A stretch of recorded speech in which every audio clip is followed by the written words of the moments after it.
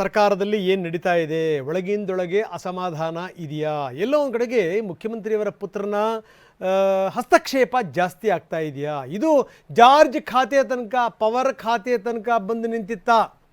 ಯಾಕಂದರೆ ಒಬ್ಬ ಅಧಿಕಾರಿಗೆ ಸಿ ಎಂ ಬುಲಾವ್ ಹೇಳಿದ್ದು, ಅಧಿಕಾರಿ ಬರದನೇ ಇದ್ದಿದ್ದು, ಬರದನೇ ಇರುವಂಥ ಕಾರಣದಿಂದ ಅವ್ರ ಮೇಲೆ ಕ್ರಮ ಜರುಗಿಸಬೇಕು ಅಂತ ಮುಖ್ಯಮಂತ್ರಿ ಮುಂದಾಗಿದ್ದು, ಇದೆಲ್ಲ ಆದಮೇಲೆ ಜಾರ್ಜ್ ಹೇಳಿದ್ರಂತೆ, ನನ್ನ ಇಲಾಖೆಯಲ್ಲಿ ನನಗೇ ಬೆಲೆ ಇಲ್ಲ ಅಂದಮೇಲೆ, ನನ್ನ ಮಾತಿ ಬೆಲೆ ಇಲ್ಲ ಅಂದಮೇಲೆ ಯಾಕೆ ನಾನು ರಾಜೀನಾಮೆ ಕೊಡ್ತೀನಿ ಅಂಥೇಳಿ ರಾಜೀನಾಮೆ ಪತ್ರವನ್ನೂ ಕೂಡ ಜಾರ್ಜ್ ಕೊಟ್ಟಿದ್ರಂತೆ.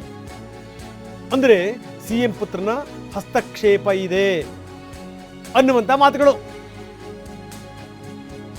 ನೇರವಾಗಿ ಸಿ ಎಂ ನಿವಾಸಕ್ಕೆ ಹೋಗಿ ರಾಜೀನಾಮೆ ಸಲ್ಲಿಸಿದ್ರು. ಹೆಂಗಿದೆ ನೋಡಿ ಸ್ಥಿತಿ. ನೀವು ಈ ರೀತಿ ಅಧಿಕಾರಿಗಳ ವರ್ಗಾವಣೆ ಮಾಡ್ತೀರಿ ಅಂತಂತಂದ್ರೆ ಏನು ಅರ್ಥ? ಅದು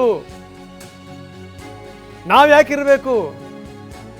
ಸಿ ಎಂ ಕಚೇರಿಯಿಂದ ಅಧಿಕಾರಿಗಳ ಅಮಾನತ್ತಾಗತ್ತೆ ಅಂತಂದ್ರೆ ನಮ್ಮ ಮಾತಿಗೆ ಏನು ಬಂತು ಬೆಲೆ? ಹಾಗಾದರೆ ಮುಖ್ಯಮಂತ್ರಿಗಳ ಪುತ್ರ ಹೇಳ್ತಾರೆ ಅಂತ ಹೇಳಿ ಮುಖ್ಯಮಂತ್ರಿಗಳು ಹಾಗಾದರೆ ಯಾವ ಕ್ರಮಕ್ಕೆ ಬೇಕಾದ್ರೂ ಮುಂದಾಗಬಹುದು? ಹಾಗಾದರೆ ನನಗೇನಿದೆ ಬೆಲೆ? ಹಾಗಾದರೆ ನಾನ್ಯಾಕಿರಬೇಕು ಅಂದವರೇ ಜಾರ್ಜ್ ನೇರವಾಗಿ ಮುಖ್ಯಮಂತ್ರಿಗಳ ಮನೆಗೆ ಹೋಗಿ ರಾಜೀನಾಮೆ ಪತ್ರ ಕೊಟ್ಟು ಬಂದಿದ್ದರು. ನಾನು ಯಾವುದೇ ಕಾರಣಕ್ಕೂ ಸರ್ಕಾರದಲ್ಲಿ ಇರಲ್ಲ, ನಿಮ್ಮ ಜೊತೆ ಇರ್ತೀನಿ,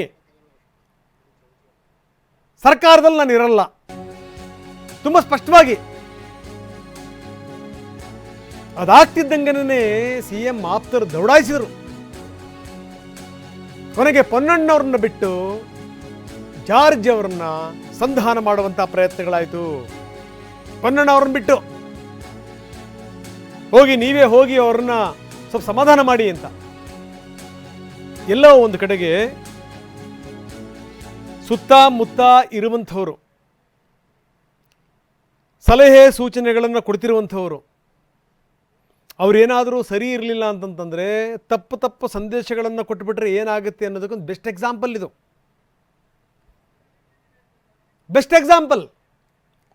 ಇದಕ್ಕೆ ಸಂಬಂಧಪಟ್ಟಂಗೆ ಸದನದಲ್ಲಿ ಟಿವಿ9 ವರದಿ ಪ್ರಸ್ತಾಪ ಆಯಿತು. ಅಂದರೆ ಸಿ ಎಂ ಪುತ್ರ ಯತೀಂದ್ರ ಈ ಆಡಳಿತದಲ್ಲಿ ಹಸ್ತಕ್ಷೇಪ ಮಾಡ್ತಾ ಇದ್ದಾರೆ ಅನ್ನೋದ್ರ ಬಗ್ಗೆ ಪ್ರಸ್ತಾಪ ಮಾಡ್ತು ಬಿಜೆಪಿ ನಾಯಕ ಸುನಿಲ್ ಕುಮಾರ್. ಇದರ ಬಗ್ಗೆ ಪ್ರಶ್ನೆ ಕೇಳಿದ್ರು.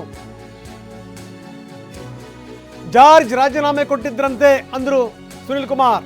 ನಾನು ಯಾವುದೇ ಕಾರಣಕ್ಕೂ ರಾಜೀನಾಮೆ ನೀಡಲಿಕ್ಕೆ ಮುಂದಾಗಿರಲಿಲ್ಲ ಅಂದ್ರು ಜಾರ್ಜ್.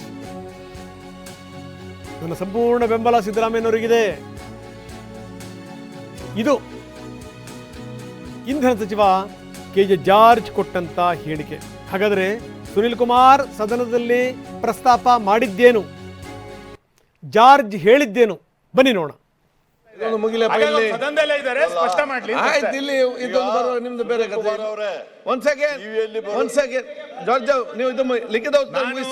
ಆರೋಪ ಮಾಡಲಿಲ್ಲ ಹೌದಾ ಅಂತ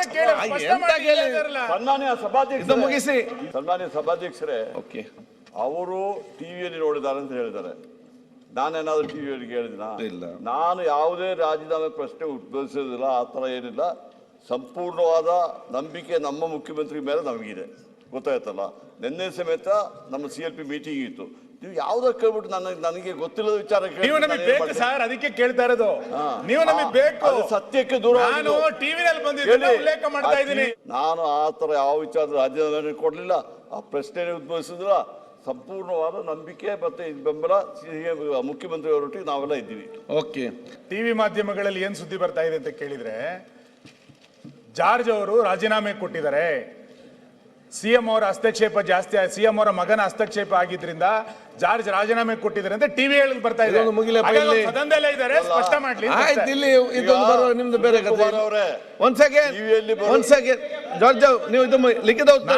ನಾನೇನು ಆರೋಪ ಮಾಡಲಿಲ್ಲ ಹೌದಾ ಅಂತ ಸನ್ಮಾನ್ಯ ಸಭಾಧ್ಯಕ್ಷ ಮುಗಿಸಿ. ಸನ್ಮಾನ್ಯ ಸಭಾಧ್ಯಕ್ಷರೇ, ಅವರು ಟಿವಿಯಲ್ಲಿ ನೋಡಿದ್ದಾರೆ ಅಂತ ಹೇಳಿದ್ದಾರೆ. ನಾನೇನಾದ್ರೂ ಟಿವಿಯಲ್ಲಿ ಕೇಳಿದಿನ? ಇಲ್ಲ. ನಾನು ಯಾವುದೇ ರಾಜೀನಾಮೆ ಪ್ರಶ್ನೆ ಉದ್ಭವಿಸೋದಿಲ್ಲ, ಆ ಥರ ಏನಿಲ್ಲ. ಸಂಪೂರ್ಣವಾದ ನಂಬಿಕೆ ನಮ್ಮ ಮುಖ್ಯಮಂತ್ರಿ ಮೇಲೆ ನಮಗಿದೆ, ಗೊತ್ತಾಯ್ತಲ್ಲ. ನಿನ್ನೆ ಸಮೇತ ನಮ್ಮ CLP ಮೀಟಿಂಗ್ ಇತ್ತು. ನೀವು ಯಾವ್ದೋ ಕೇಳ್ಬಿಟ್ಟು ನನಗೆ ಗೊತ್ತಿಲ್ಲದ ವಿಚಾರ ನೀವು ನಮಗೆ ಬೇಕು ಸರ್, ಅದಕ್ಕೆ ಕೇಳ್ತಾ ಇರೋದು. ನೀವು ನಮಗೆ ಬೇಕು. ಅದು ಸತ್ಯಕ್ಕೆ ದೂರ. ನಾನು ಟಿವಿನಲ್ಲಿ ಬಂದಿದ್ದೀನಿ, ಉಲ್ಲೇಖ ಮಾಡ್ತಾ ಇದ್ದೀನಿ. ನಾನು ಆ ತರ ಯಾವ ವಿಚಾರದ ರಾಜೀನಾಮೆ ಕೊಡ್ಲಿಲ್ಲ, ಆ ಪ್ರಶ್ನೆ ಉದ್ಭವಿಸಿದ್ರ. ಸಂಪೂರ್ಣವಾದ ನಂಬಿಕೆ ಮತ್ತೆ ಬೆಂಬಲ ಮುಖ್ಯಮಂತ್ರಿ ಅವರೊಟ್ಟಿಗೆ ನಾವು. ಟಿವಿ9 ವರದಿ ಪ್ರಸ್ತಾಪ ಮಾಡಿದ್ದು ಸುನಿಲ್ ಕುಮಾರ್ ಇದಕ್ಕೆ ಸಂಬಂಧಪಟ್ಟಂಗೆ ಪ್ರಶ್ನೆ ಕೇಳಿದ್ರು. ನಿಜಕ್ಕೂ ಆಗಿದ್ದೇನು? ಒಂದಷ್ಟು ವಿವರಗಳನ್ನು ನಾವು ಇಟ್ಕೊಂಡೇ ಮಾತಾಡ್ತಾ ಇದ್ದೀವಿ. ನೋಡಿ, ಇದಾಗಿದ್ದು ದಿನಾಂಕ 20/1/2026 ಅಂದರೆ ಮೊನ್ನೆ ಮಧ್ಯಾಹ್ನ 12:30. ನೋಡಿ, ಮಾನ್ಯ ಮುಖ್ಯಮಂತ್ರಿಗಳನ್ನು ಭೇಟಿ ಮಾಡಲು ಮಾನ್ಯ ಮುಖ್ಯಮಂತ್ರಿಗಳ ಕಚೇರಿಯಿಂದ ತಮಗೆ ತಿಳಿಸಲಾಗಿತ್ತು. ಆದರೆ ತಾವು ಸರಿಯಾದ ಸಮಯಕ್ಕೆ ಹಾಜರಾಗದೇ ಇರುವುದನ್ನು ಮಾನ್ಯ ಮುಖ್ಯಮಂತ್ರಿಗಳು ಗಂಭೀರವಾಗಿ ಪರಿಗಣಿಸಿರುತ್ತಾರೆ. ಆದುದರಿಂದ ಇದು ಗಂಭೀರ ಕರ್ತವ್ಯ ಲೋಪವಾಗಿದ್ದು ಶಿಸ್ತು ನಿಯಮಗಳ ಉಲ್ಲಂಘನೆಯಾಗಿರುತ್ತದೆ. ಈ ಲೋಪಕ್ಕೆ ಸಂಬಂಧಪಟ್ಟಂತೆ ತಮ್ಮ ಲಿಖಿತ ವಿವರಣೆಯನ್ನು ಹಿಂದೆ ಕಚೇರಿಗೆ ಸಲ್ಲಿಸುವಂತೆ ಸೂಚಿಸಲಾಗಿದೆ. ಇದು ನೋಟಿಸಿನ ವಿವರಗಳು. ತುಂಬ ಸ್ಪಷ್ಟವಾಗಿ ಇದು CS ಅವರ ಮುಖಾಂತರ ರವಾನೆ ಆಗುತ್ತೆ. ಯಾರಿಗೆ? ಇವರಿಗೆ, ಪಂಕಜ್ ಕುಮಾರ್ ಪಾಂಡೆ, ಸರ್ಕಾರದ ಪ್ರಧಾನ ಕಾರ್ಯದರ್ಶಿಗಳು, ಇವರಿಗೆ ಇದು ರವಾನೆ ಆಗುತ್ತೆ. ಅಂದರೆ ಇಲ್ಲಿ ತನಕ ಬಂದು ನಿಂತಿದೆ ಇದು.